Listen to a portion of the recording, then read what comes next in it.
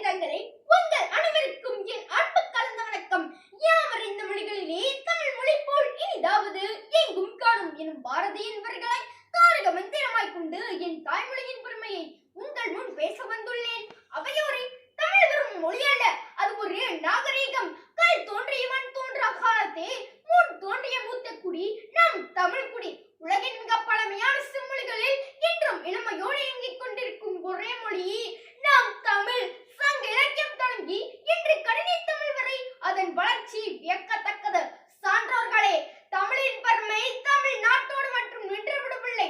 அது எகிப்து நாட்டின் பெர்னிக்கே அகழ்வாராய்ச்சியில் கண்டெடுக்கப்பட்டுள்ள பானை ஓட்டில் சாத்தன், சிகை கொற்றன் போன்ற தமிழ் பிராம எழுத்துகள் கிடைத்துள்ளன. இவை பிரமிடுகள் காலத்திலேயே தமிழ் எகிப்தோடு வணிகம் செய்துள்ளான் என்பதற்கு சாட்சி.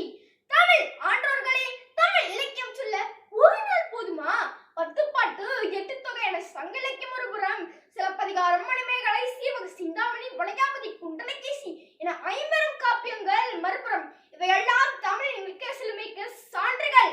உலகின் பொதுமறையாம் திருக்குறள் தமிழின் மணிமகுடம். பாரத மாட்கலைஞர் தமிழை உயர்த்தனிச்ச மொழி என்று முழங்கினார். படிக்க படிக்க தேன் இனிக்கும் என்பது தமிழரின்